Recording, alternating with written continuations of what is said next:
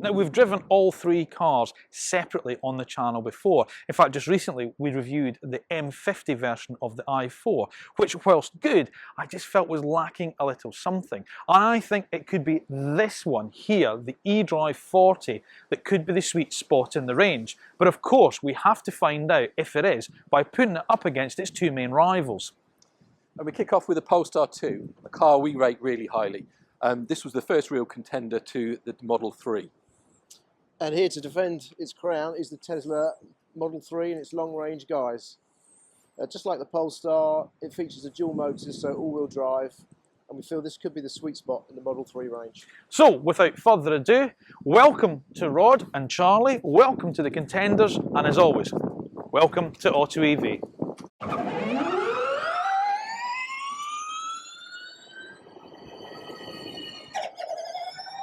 So as always, let's kick off with styling, and we'll start with the news of the trio, which is the i4.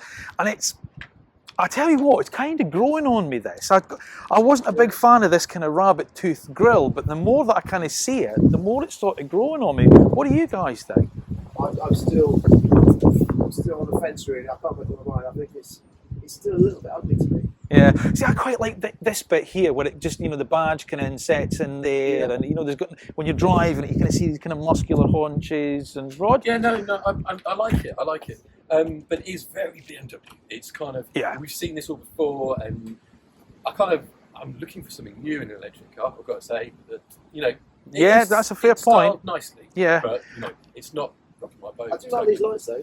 I think they're really nice. The laser lights with the blue in them, yeah, that's nice. And I think the other thing with this, because this is the M Sport, it just got that little bit more kind of aggression at the front. But I'm not saying it's my favourite. I'm just and it's that. And I mean, all the sensors and sort of things are here. They're based in there. There's the cooling down at the front. So it's not actually doing anything. Yeah. It's just the signature BMW double kidney. What do these do as well? Well, not really a lot, really. I mean, there's some vents at the side there, but yeah, that's a kind of plastic infill. So there is a bit of...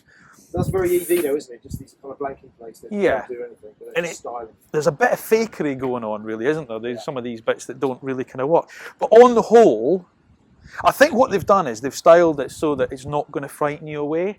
True. You know, if you're a BMW driver, you've come from a combustion engine 3 Series or 4 Series. It's a very comfortable kind of progression, isn't absolutely, it? Absolutely. All right. I mean, it is essentially just a 4 Series Grand Coupe, so which I don't really get. I never really kind of get this whole kind of coupe, 5-door coupe styling. To me, a coupe is a 2-door thing. Yeah, it's either a saloon car or it's... Yeah. You know, it's a coupe.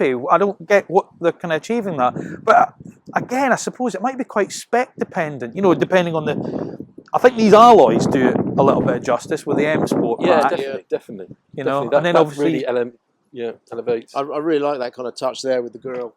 And it's not fake. You've got the, you know, it takes the airflow out from the wheel arch and puts it down the sort of like the side of the car. It's always nice if it actually does something, isn't it? You've got quite a nice strong kind of shoulder line, as you say, from these lights, Charlie, and just runs up the back. Flush door handles now. Yeah, and that kind of central crease line. Yeah. It's really nice. You get that kind of 2 tones of the grey. I think that really works. Yeah, no, I agree. It does look But I good. think, as we've said, it's kind of typical BMW. As you know what you're going to get. You're not going to be frightened by it. It's not. Yeah, it's not revolutionary, but it is. It's very good, and you know, it's a BMW. It's nice.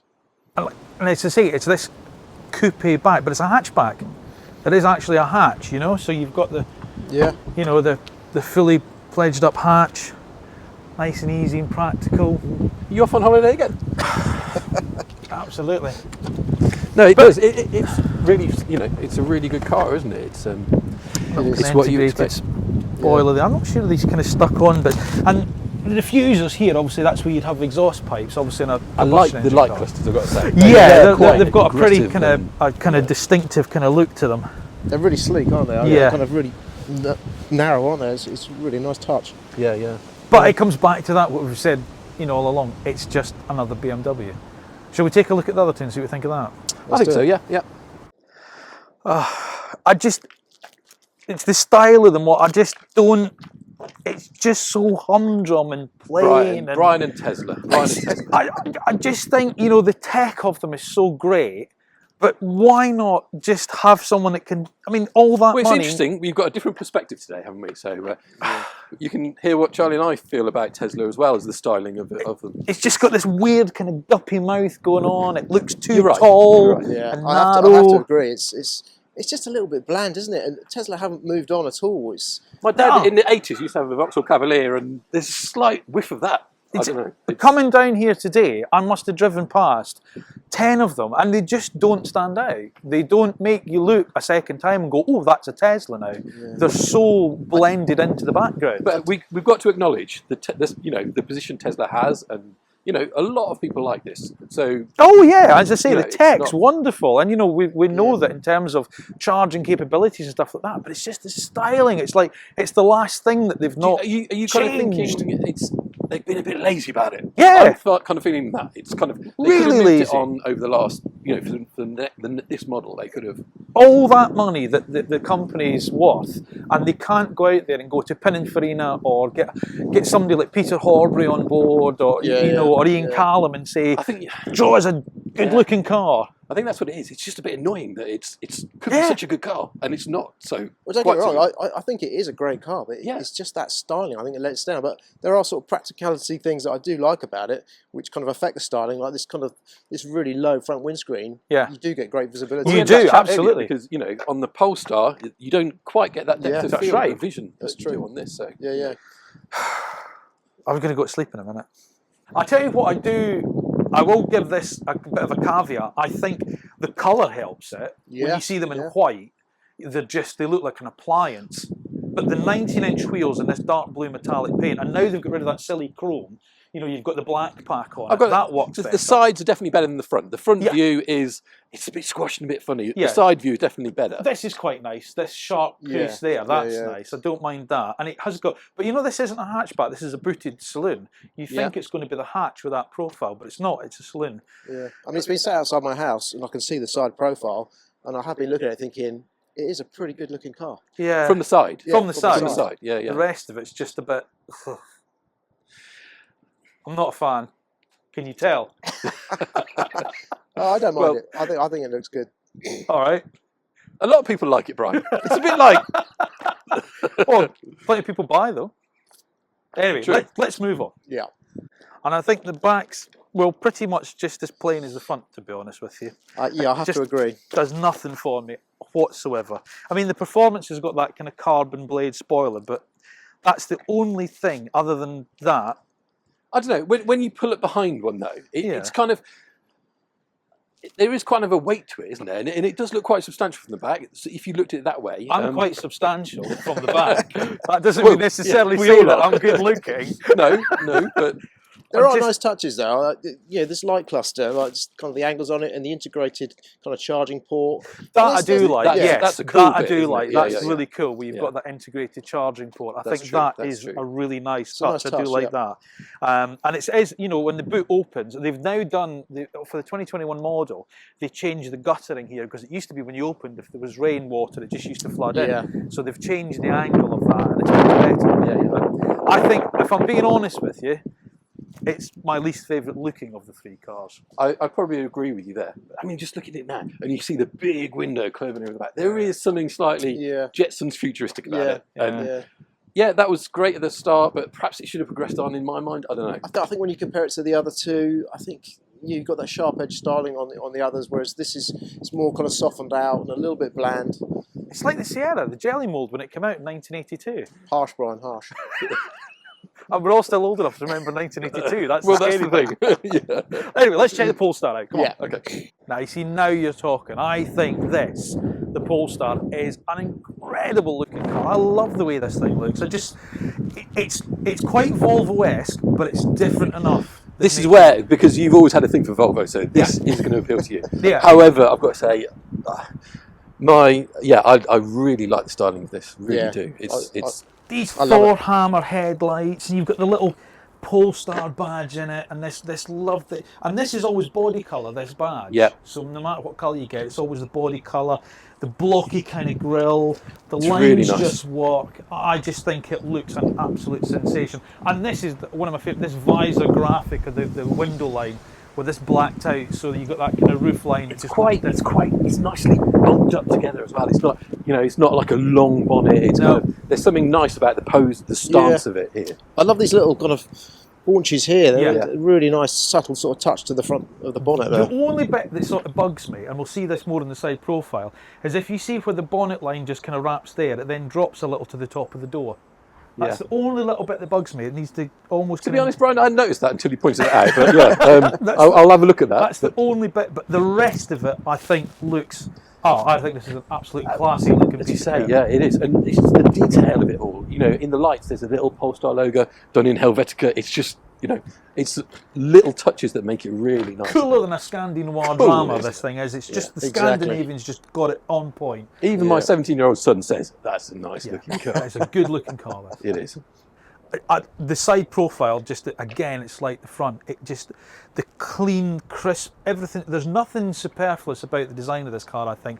Everything's there for it. I love the kind of concave bit at the bottom of the door, the slightly kind of raised ride height. The mirrors. The mirrors, frameless mirrors. Yeah, the very glass nice goes right to touch. the edge. Charlie, hubcaps even. Oh yeah, some your very BMX days? BMX days there, the gold anodized caps. Well, it's a performance pack car, so you've got the performance pack with it. So you get the big pistons, the big Brembo brakes with the gold calipers, and that's the only signifying way that you've got the performance pack from the outside. Oh, and these 20-inch wheels, which I think look really good on the car. They do look good. Have to say. aren't they? Yeah. But they just got it right. I said it sits slightly higher as well. Yeah. The ride height's slightly higher, so it's easy to get in and out of it. You're not dropping down into it. It has a presence, I think. It I does. feel it kind of appeals to the next kind of up-and-coming generation, doesn't it? Rather than the old, possibly BMW kind of crowd. This is the ones coming up. This is the, your tech company. It's got a bit of a techie look, isn't it? Yeah, like just kind of, the type there and the grey and the black. I mean, maybe it is that grey colour. Just that gives it works, that, doesn't it? Yeah, it does. Just Really and the works. gold on the calipers. This is a good looking car. It is. It really is. It's got presence about it. Yeah. Definitely. And at the back end, I think the Polestar again wins. I mean, it's as cool looking at the back as it is at the front. Lovely kind of light graphic, which I think is one of the best on It is any a nice production shape. car. And the way it kind of does that Knight Rider thing, and all the rest of it. Just plain simple Polestar badge there, and then a practical black plastic bumper at the bottom. This nice little kind of, the way it sweeps back, and you think it's a saloon. I like the it's tinted not. window, and then it comes here, and then it's just this little lip here. The little it's really lip. subtle. It's not as stuck on as the BMW. No, That's no, it. No. It feels like it's been designed there rather than as an afterthought. Yeah. It really does. And this rear light cluster, it's different, isn't it? It gives it a unique look. I mean, it's very blocky, the styling of this, but it's just, I think what's interesting is you can see the kind of Volvo DNA, but they stand alone as their own brand, don't they? They really do now, yeah. And it's a good thing. It's a really nice kind of thing that they've done there. So what's your 1, 2, 3 then, Brian? I'm going Polestar for styling without a shadow of a doubt. I think it's the best looking car of the three. And then I'm going BMW, to be honest with you. I know it's a bit controversial, and I know BMW are in that kind of bit of a standing thing, but it's just the blandness of the Tesla. It's just like an appliance now. I'm so disappointed with Tesla that they've got everything else so well, and it's just that last thing that just, I just want them to draw an interesting looking car, for God's sake, Yeah. I kind of think I'd go like you. I'd go this. It's not a hard choice, actually, is it? No. That's number 1, definitely. Probably 3 for the BMW. There's little bits, and and then I'm afraid I have to put the Tesla in 4th. Then. Where are you, Charlie? What about you? I think the Polestar is great. It's just got that design chic. It just wins hands down against these two. And then it would be the i4. I do have issues with the i4 styling. When everything's put together, it doesn't quite work. But then you just take little details, and they look really mean, and it does look good. And then the Tesla is just too bland. It's just it can't, with styling, it can't compete with these two. It's just they've got so much right about Tesla. And it's just the one, and looks are important because it's what it's kind it hasn't progressed, has it? It's been a bit lazy, isn't it? It is, and the new Model S that's coming out this year, it looks the same as the last one. Yeah. It is. It's just laziness, and it's it's not evolving. It's not you evolving. want to see it evolve. Correct. You want to be able to, when you lock a car, you want to be able to turn around and look at it and go, that's I've spent my money. And these are not cheap cars. No. You want to be able to say that's and it is a great car. It's just, if they could get that move that styling on, they'd be right there. So there you are, folks. It's the Polestar in first place, BMW second, and Tesla third. But let's see how they got on with practicality now. Now, all three cars offer good practicality. The Polestar and the BMW are, of course, hatchbacks, as we said, whereas the Tesla is a booted saloon. Now, it's the BMW that leads the way, however, with 470 litres, and then it's the Tesla that comes in second place at 425 litres of boot space. The Polestar is in third place at just 405. Now, all three do offer some reasonably good underfloor storage as well. The biggest volume underfloor storage from the Tesla, but it's the Polestar that's slightly better executed because it has a floor divider and some nice little hooks for bits and pieces. The BMW has some nice cable storage bags, but they do slot right in at the side of the boots, so not really impinging into luggage space. But this is where it really comes into its own in terms of you can really see the dedicated EV platforms, which are the Tesla and the Polestar, because it's those two that also offer under bonnet storage.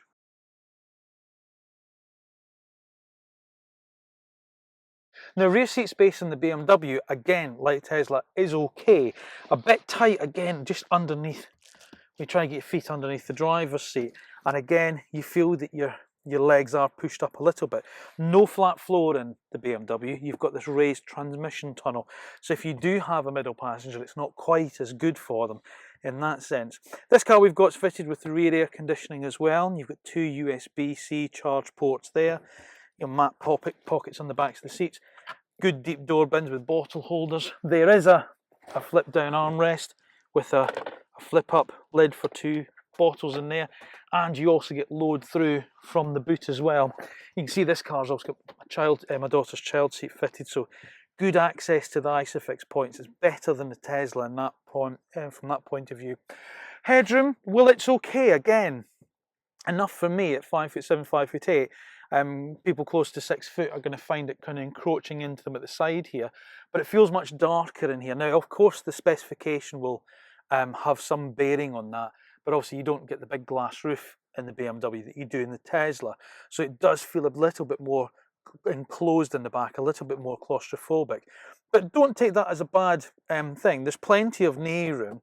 There's reasonable room, as I said, maybe just for two people in the back here, and it kind of ticks the box. It's all right. I mean, you could do a reasonable length journey in the back here as an adult. It wouldn't be uncomfortable, but it just feels a bit more hemmed in than you do in the likes of the Tesla. Now, rear seat space in the Tesla Model 3 is really quite good. Got the seat set up for myself between 5'7" and 5'8". There's a tiny little bit of tightness when you've got the seat in my position underneath the floor, underneath this front seat. And you feel that your legs are pushed up a little bit, but actual knee room is fine. And of course, you've got the completely flat floor in the Model 3.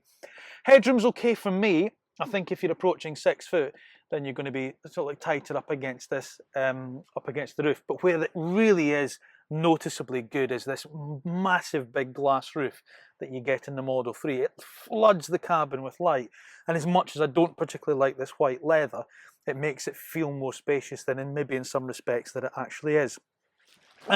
You get mat pockets there, reasonable sized door bins, a couple of USB-C ports there, obviously in your air vents, and you've also got the fold down armrest with a couple of cup holders in it.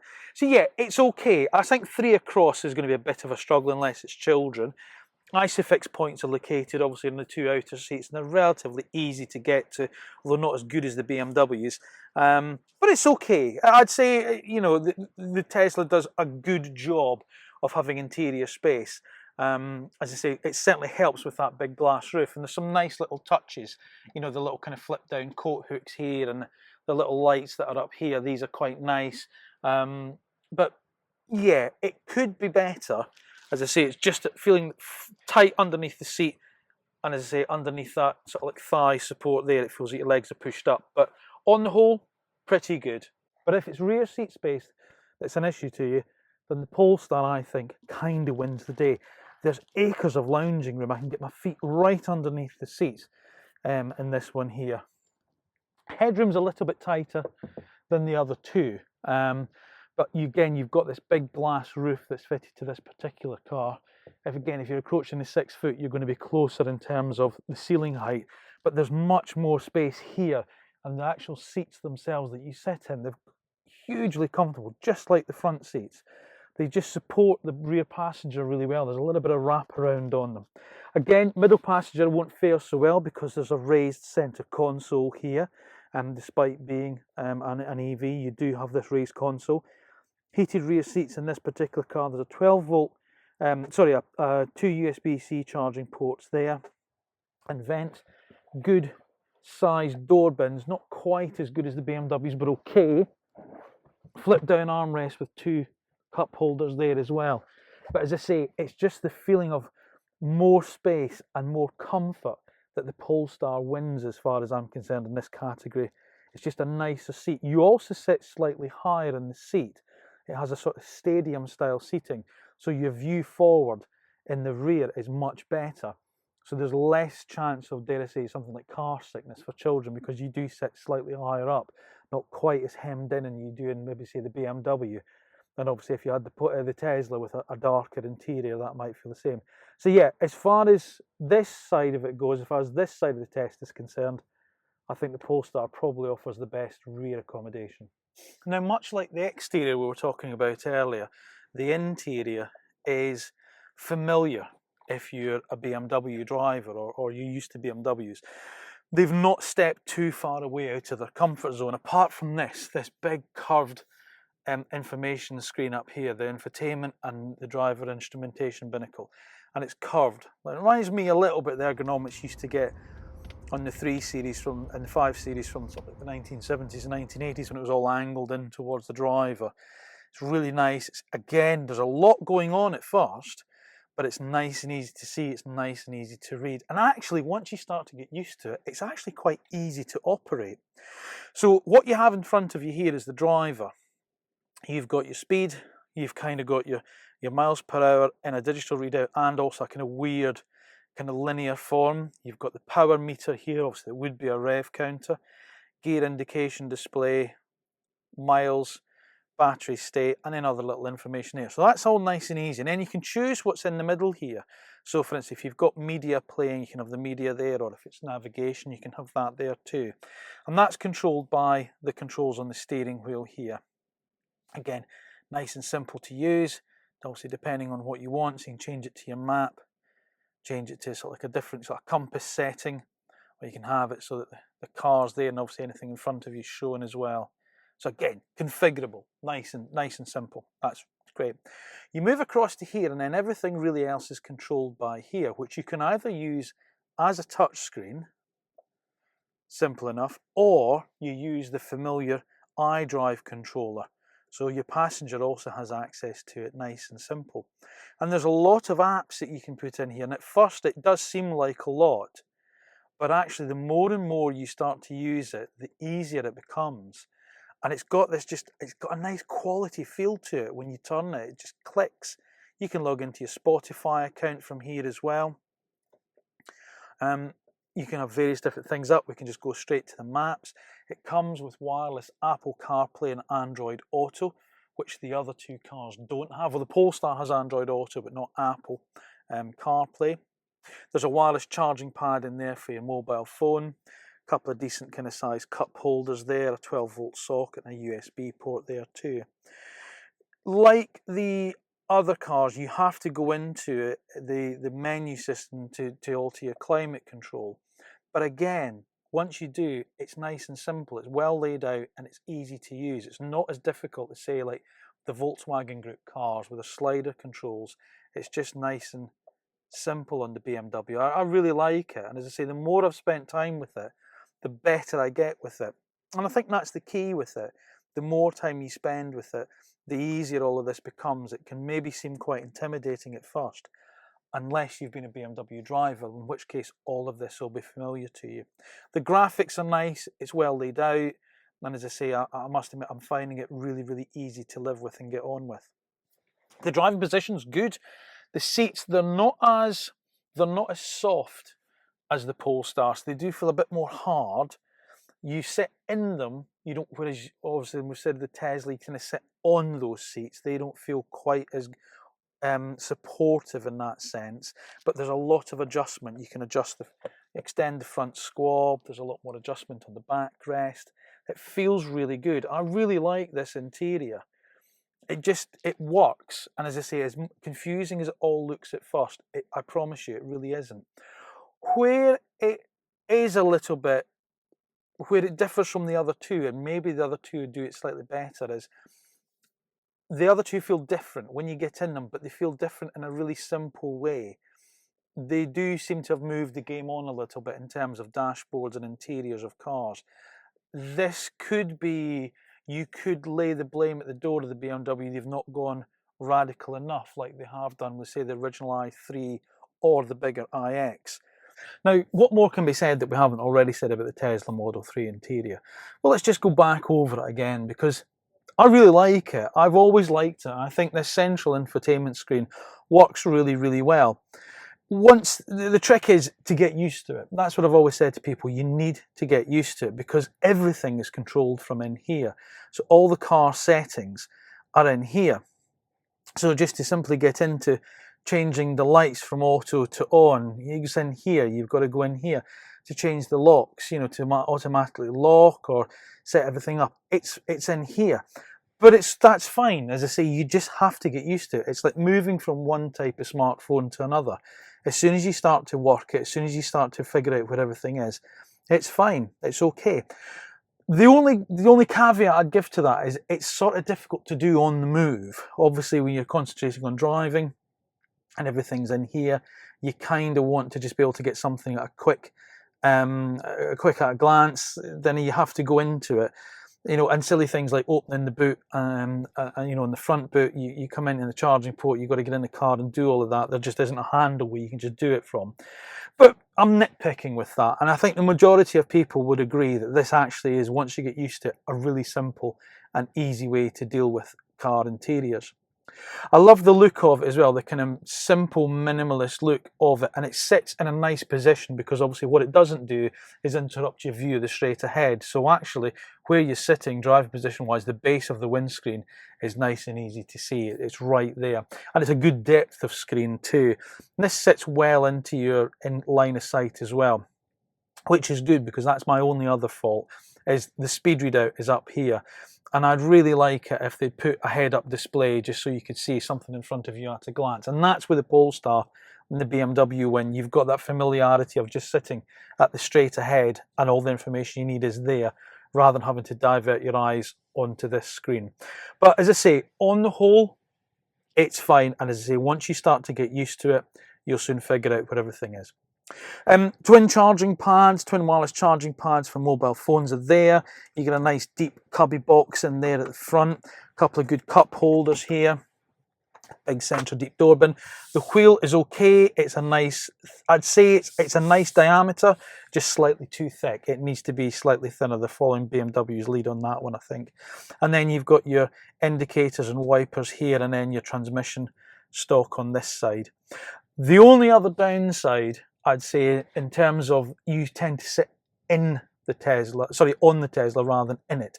The seats you don't sink down into them. There's not really enough lateral support. The squab can't adjust, and the cushioning's too much, I feel. And if I'm being honest with you, this is the premium leather, and I don't think it's that premium, to be honest. I don't think it doesn't have a premium feel. And that's the other thing, is the quality of some of the materials. Just, it's not as good as the other two. There's a few more creaks, there's a few more kind of hard plastic surfaces and things that just don't feel right when you kind of touch them. They're not as good as they should be. But on the whole, as I say, in terms of the Tesla's interior, where we've been here before, it is good. It is very good. It just takes a little bit of time to get used to. Now, we won't spend too much time in the interiors of this, because we've already done the interiors on the individual road tests, but it's worthwhile just going over them so you get a good feel of what they're like in terms of the driving positions, what comes with them, how easy they are to use. And I think, if I'm being honest with you, the Polestar is still the one that I find the easiest to live with in terms of the driver environment. The seats are beautifully comfortable. You get this nice side support here. There's an extendable squab. I like the material they're made of, this kind of neoprene material. It just feels really nice. It's different to leather. the premium interior that comes with the Tesla, I don't think feels that premium, if I'm honest with you. But it's the driver environment that I really, really like. Now you've got this lovely binnacle that you look straight down into, and it's very clear, it's very concise. So you've got your range, your battery level, and then obviously if you're driving the car, it'll come up with your speed as well. Simple, clear, very easy to read at a glance. That's what I like about it. The controls, column stocks, exactly where you'd expect to find them. The wheel is probably the best of the three cars here in terms of its thickness, how nice it is to hold, and again, just the nice kind of basic controls that you've got on the steering wheel for you. Ah, you're making me blush. There you are, even talks to you. That's probably worth talking about now because we've activated our Google Assistant. So the whole thing operates off a Google operating system, which is really easy to use, and all the tiles are nice and simple. So Google Maps for your navigation, you just go in there and it's nice and simple to use. I really like this. You can obviously log into some things like Spotify in here as well. There's a Bluetooth media player. It's just nice and easy to get to. The car menu, simple, well laid out. Nothing's too complicated. You go into it and anyone can quickly gain access to it really easily. Change the steering, changing the sport mode, the brake regenerations in here. You know, driver assistance packages that are here, the lane keep assist, driver alert, all of those things, they're not buried under sub-menus and menus and menus and menus. Simple, easy to access, and just really easy to get on with. The quality is, well, it's as we've come to expect from Polestar and obviously sister brand Volvo. It's really good. Everything feels solid and well built. The use of materials is nice. The dashboard itself is of a nice quality. You've got all these different sort of materials that are in here, this kind of satin, kind of finished wood, and then this cloth, like this woven cloth that's on the door panels and then up on the dashboard. And then this simple transmission lever here, and you've got the button for park, and then you've got reverse, neutral and drive. A couple of little simple buttons for the heated rear screen and obviously demist, and then play and pause for the radio as well as being the volume, and then some wireless charging pads for your mobile. I've got one cup holder in the front, which takes my big coffee cup nicely. I've got big, reasonable kind of door bins that are rubber lined in the bottom to stop things rolling around in. And as I say, the whole feeling of quality just shines through. This is probably, for me, the best interior of the three cars. Now, the i4 comes with a battery size of 80.7 kilowatt hours, and that should give, according to WLTP figures, a range of up to 365 miles. It will also take charging speeds of up to 205 kilowatts, meaning if you can find a charger capable of that, you'll do your usual 10 to 80% in just over 30 minutes. Charging up from your standard 7 kilowatt home wall box can be done in 13 hours. Now, the Model 3 long range uses a slightly smaller battery than the BMW at 77 kilowatt hours, but even so, according to WLTP figures, you should still get a range of around about 360 miles. And of course, you've got access to Tesla's supercharging network, but don't think you're limited to that because obviously it's fitted with standard CCS, so obviously you can use other charging facilities. Your usual 10 to 80%, like the BMW, is achieved in just 30 minutes, and charging to full from your 7 kilowatt wall box is done in 11 hours. But it's the Polestar that trails in this category with just 298 miles range on the WLTP cycle, despite the fact it has a 78 kilowatt hour battery.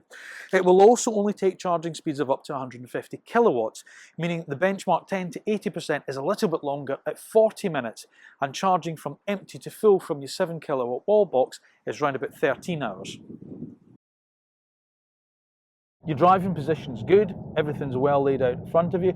Yes, it's maybe a little bit of overkill. It's not quite as basic and as sort of like easy to quickly read at a glance as something like the Polestar or the Tesla. Where it does better than a Tesla, like the Polestar, is you've got a driver binnacle in front of you for your speed, and this car's also got a heads-up display as well.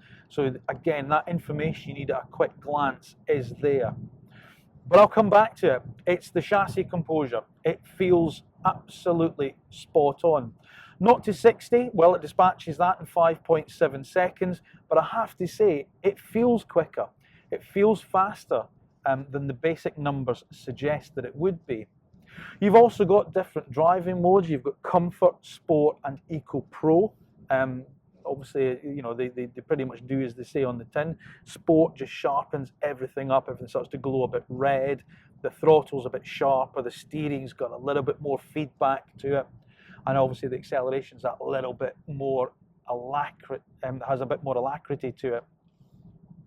When you go back to Eco Pro, well, that's obviously just dulling everything down so you can squeeze out the very, very last miles out of that battery. I've got to be honest though, I've been driving it around mostly in Comfort and Sport. What is quite nice, I have to say, with the BMW is when you do select a drive mode, if you turn the car off and then get back to it, it stays in the mode that you left it in. And I must admit, I really like that. Too many cars would have had sport buttons and things in the past. If you enjoy that, you know, you've got to get in, you've got to press it again. The BMW stays in the mode that you left it in, and I do like that. But yeah, on the whole, this is a driver's car. There's no doubt about that. It has a real communication to it. And as I say, it just feels, I keep using the expression, but I think this is the sweet spot in the i4 range. I really do.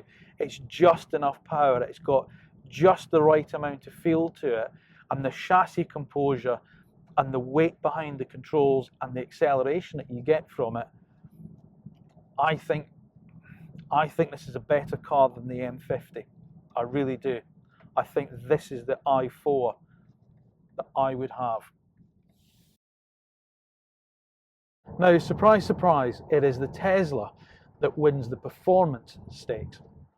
0 to 60 in 4.2 seconds, and that is thanks to 430 brake horsepower being distributed between two motors, one at the front, one at the back. And it's always been Tesla's party piece, this kind of neck-snapping acceleration, this warp speed sort of drive that they have. And that's great, that's absolutely fantastic, and I get why people love it. But I'm just getting a bit bored of it now. As I've said before, there has to be more than that. There has to be more to the drive rather than just, you know, traffic light Grand Prix. And the Tesla's good, don't get me wrong. It is very good. But it's just that I think the other two are slightly better, if I'm honest with you. At that point, if I'm being honest, you know, as I say, that sort of like more driver involvement, just something just that little bit more engaging, which I just don't think the Tesla is now.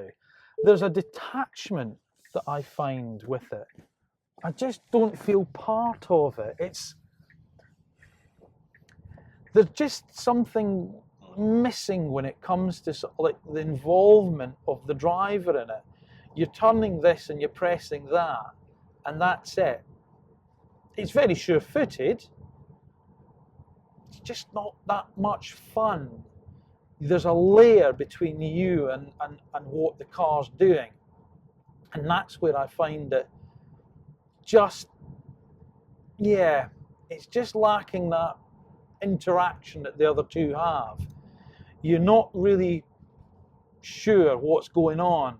The wheel is a bit thick, a little bit like the BMWs. It's just that little bit too thick, I think. It's very nice in the sense that it's very plain and there's nothing to really distract you. The chassis composure is, again, it's okay. The ride just feels a little bit jittery at times. It doesn't take much to kind of catch it out. You know, you're maybe mid-bend where you've got sort of like a little bit of change in surface or a camber change, and it just seems to catch the Model 3 out a little bit. Stringing a set of bends together doesn't feel as fluid as it does in the BMW or the Polestar. It feels like, as I say, you're detached from it, like it's maybe running away from you almost. And that's not confidence inspiring. So whilst the grip is good, whilst the power delivery is very good, I'm just not sure that the composure and the chassis interaction is as good as the other two cars. Now the driving position, again, I'm going to pick slight fault with it. It's the one car you feel you're sitting on rather than in. When you get into the BMW and you get into the Polestar, you feel cocooned, you feel that you sink into them. This I feel like I'm sitting on, and that might be to do with the seat, in fairness. They are quite plump, these seats. I'm not sure they're lacking in the squab, I think, for me, that under thigh support. There's no adjustability like you get in the other two cars for, you know, like extending the squab out. And as I say, it just all feels like I'm kind of on it rather than hunkered down in it. I'll tell you what it feels like. It feels like an arcade game. It doesn't feel like reality. Very fast, very, you know, exciting from that point of view, but it doesn't feel like I'm part of it. It feels like it's doing something and I'm not there with it. Now, brakes. The brakes have never been the Tesla's kind of strong point. They are good when you've got the regeneration on, and you can adjust the regeneration as well. And you go into the screen here and you can set it all up and see how you find it. So you can have it completely off, you can have it really aggressive, or you can have it just as standard. And as I say, the regen side of it, the one pedal driving is very good. That is very good. But the feel from the pedal, when you actually then apply the pedal itself, I don't feel is right. It's just, Teslas have never been good when it comes to that. So yeah, I just feel it's not, it was good when it came out. It's just other people have caught up and overtaken it, really. Now the Polestar, like the Tesla, delivers its power through dual motors, so one in the front axle, one in the back, and it's 402 brake horsepower. It's 0 to 60 time, sort of splits the other two. It's not quite as quick as the Tesla, but it's way ahead of the BMW at 4.5 seconds at sprinting to 60 miles an hour. The car we've got has the performance pack fitted, which means it has the 20-way adjustable Öhlins dampers. And I've spoken about these before, and when we did the when we actually did a road test review of the Polestar 2 first.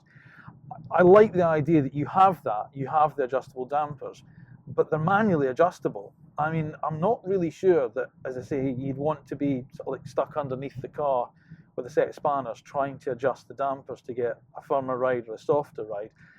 I just quite like it to be a bit more kind of adaptive, you know, maybe through the screen where you can just go in and choose, like you can some of the other settings. For instance, the brake regeneration, you adjust through the screen itself. You choose sort of like how much that you want, and it's just under this label of one pedal drive. So it's either off, low, or standard. When it's in standard, it really is one pedal driving. As soon as you lift off, the car really hauls itself up. Or you can make it quite sort of like very a small amount where it's just a nice progressive slow down, or you can take it off completely so that the car has a form of coasting, which is nice. You can also adjust the steering feel as well, which is quite good. You know, you can go from light, standard, or firm. We've got it in a standard mode. It's nice. It's got nice communication. You can feel where the wheels are. You know exactly where the wheels are pointing. The whole car gives you the impression that the people that have engineered it know how to engineer a car. There is a nice feel to it. If anything, at the moment, the ride is a bit firm.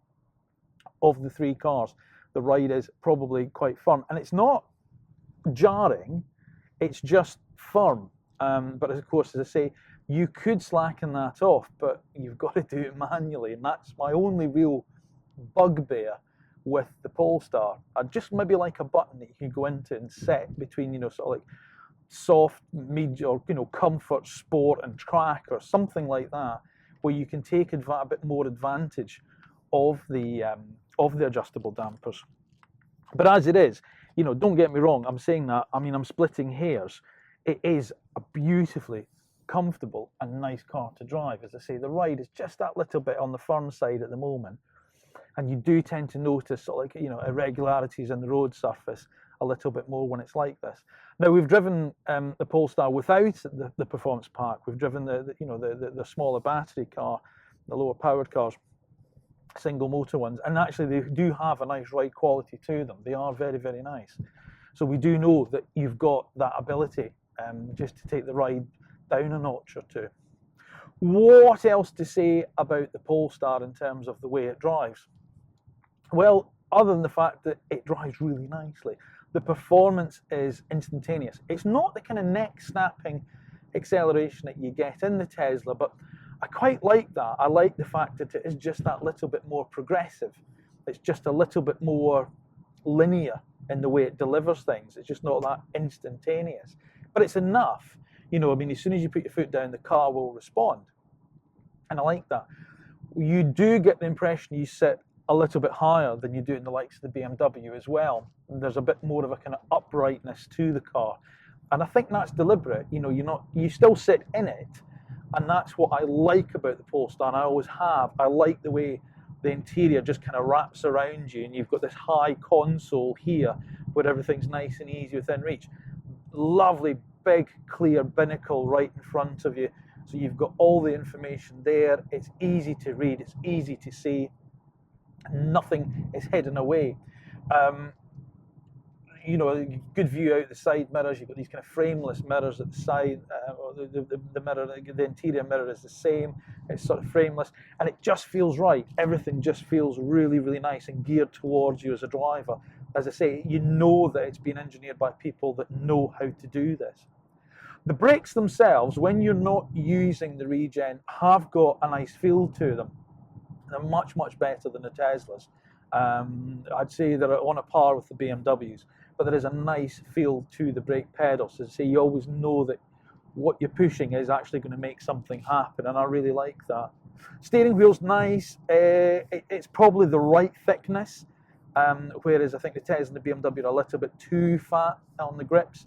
But the design of it's nice as well. It's very clear. It's very, very. If you've driven a Volvo, a modern Volvo, it's very similar to that. But yeah, I like this car. I've always liked the Polestar too, I have to admit. I think, you know, as I say, they were the first real contender to the Model 3 in terms of all-electric sort of like sports saloon. And I think it really, really shines through this car.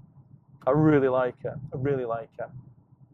Interesting to see what the other boys think of the other cars now that we've all kind of swapped around. The Tesla Model 3 long range dual motor we have here starts at 47,500. This actual car we've got on test is actually 55,590. Basically because it's got the metallic paint, the 19-inch alloy wheels, the black and white premium leather, and the enhanced autopilot. The Polestar 2 long range dual motor starts at 46,000. The one we have here is actually 58,800. That's the performance pack, the pilot pack, and various other bits, the metallic paint. But yeah, how much is the i4, Brian? I was kind of hoping you wouldn't bring that up. You see, the i4 eDrive 40 starts at £53,000 in M Sport guys like we have here, but this particular car is optioned up to just over £63,000. Now, whilst you can buy a standard eDrive 40 Sport at £52,000, it is by far the most expensive of the three cars. Now, in terms of competition, well, this is pretty much it, because if you're after a small compact sports saloon that's all electric, you're down to one of these three, because of everyone has gone for their love of SUVs and crossovers.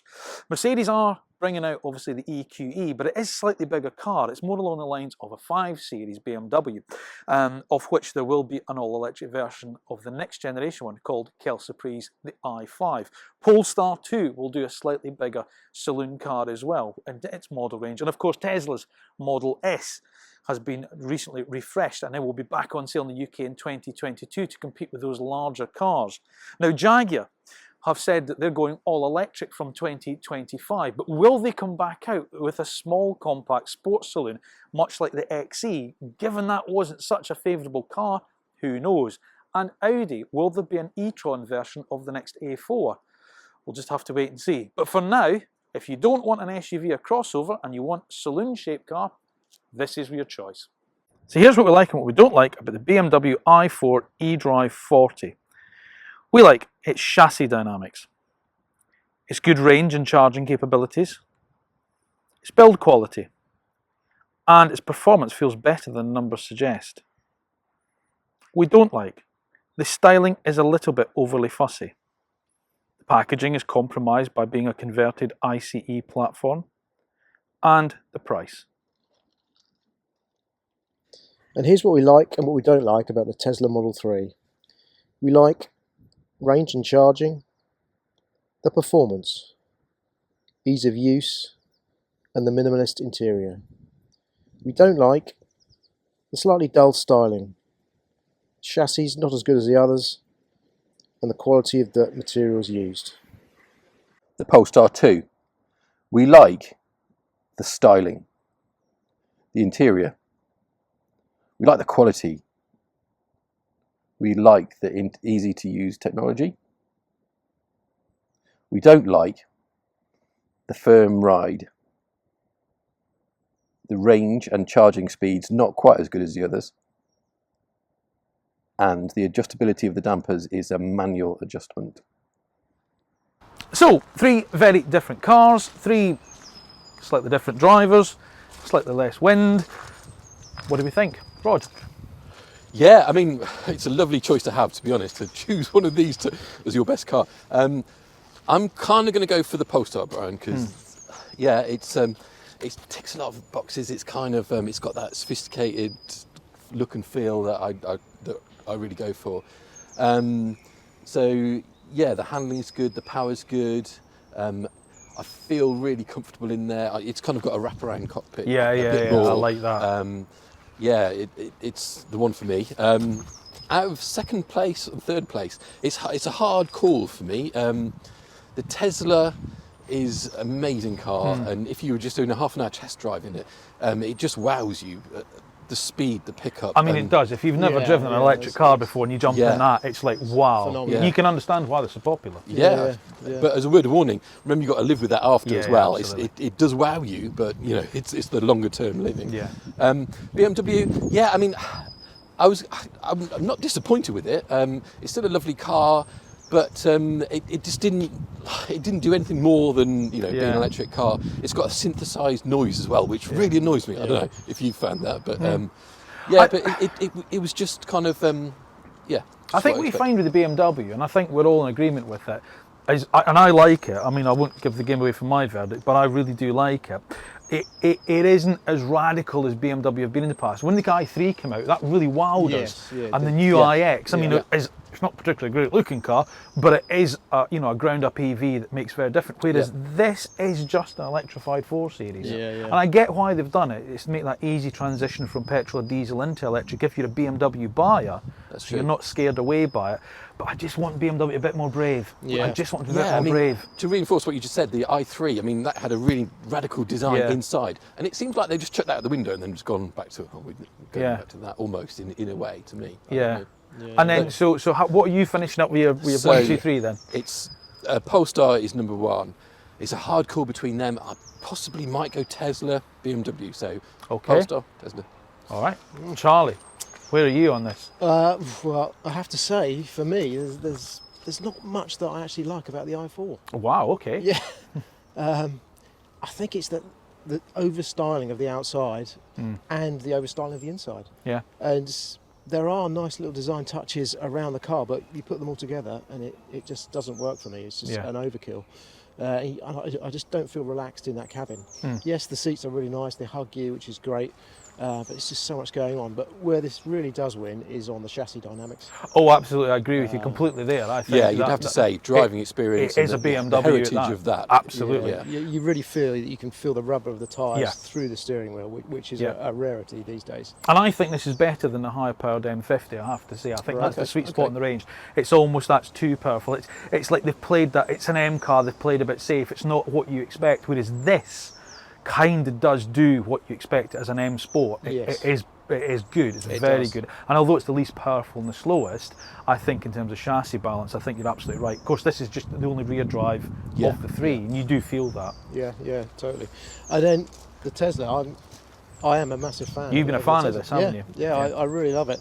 It's just really easy to drive, and when you sit in it, it's it's just really simplistic, which I like. It's just a relaxed experience driving it. Yeah. Yeah, when you kind of put it in comparison with the i4, which is the sort of tech overload to me, I just want a more relaxed experience. It is blisteringly quick, as we know with all Teslas, which is... And that's not even the fastest one. No, exactly. No, that's true. You know, that's it. It's not performance. Yeah, I mean, you've got the longer range with this, which is great. Yep. But still, 4.2 seconds to 60 is as fast as you need these days. Yeah, absolutely. So controversially then, Charlie, what's your 1, 2, 3? Well, there's nothing not to like about the Polestar. Okay. It's just got that kind of design chic. It kind of, the interior sits between the two. It's not overstyled. It's not understyled. Yeah, the seats hug you, and it's fast in this company as well. Yeah. And it just looks great. And that's where my money would go. So Polestar first, then Tesla, then i4, BMW. unfortunately. Go on then, Brian. We've all been waiting for it. What's your final verdict? The problem I have with the Model 3 is, first of all, I think it looks bland. But that's beside the point. The way it drives, it feels like an arcade game. Yeah. It feels like you're slightly detached from the experience, and it feels like you kind of sit on the car rather than in it. You know, and there's just an element of it that feels a bit. Sometimes it feels a bit frantic, like it's kind of getting away from you. But I also love the interior. I love the simplistic nature of that interior. I think once you get used to that. The white seats? No, I don't like the white seats. So you wouldn't be going for those as an extra? Absolutely not. No. And the seats themselves, I find, as I say, they don't hold you like you said. You kind of move around, and so I'm going to put the Tesla in third place for me. But it's a close run thing. It's still a phenomenal car, and I do like a lot about it. However, first place is going to go to the Polestar. Like you guys, I absolutely love that car. The only thing different with that car I would do, I probably wouldn't have the performance pack. Right. Because I think because although you've got those adjustable dampers, they're manually adjustable. Who's going to go underneath a car with a set of spanners and adjust it? It's quite a cool thing, though. It is quite cool, but I'd really like just a button in the dash. That pack is a lot of money as well, isn't it? Exactly, and you'd be saving £5,000. So I'd still have the long-range dual motor car, but without the performance pack, which then does mean I'm putting the i4 in second place. And as I say, as much as I'd love BMW a bit more brave with it, if it was a car that I was going out to have a Sunday morning blast in, I'd probably choose the i4. But as a car to live with, as you said, it's the Polestar. So for me, it's Polestar, BMW, then Tesla. But of course, we've got to go with the majority, which does mean all three of us agree that the Polestar is the best small, compact, all-electric sports saloon. And because of these guys being wrong, they've put the Tesla in second place and the BMW third. So that's how we find the verdict. Thank you ever so much for watching another edition of AutoEV. Please remember to give the video a bit of thumbs up. Make sure you subscribe to the channel, and remember, press the little bell button that's down below, because then you're notified when our next video goes live. And also have a look at Instagram, us on Instagram and Facebook. We're there as well, so check it out. Yeah, and obviously YouTube, massive back catalogue of videos, so do go and check that out. So all that remains for me to say is thank you to Rod and Charlie for joining me today. Thank you for watching again. We'll see you again soon. So, you've watched our video. It's now my job to tell you to like and subscribe and press the little bell button to receive notification of when our next video is uploaded.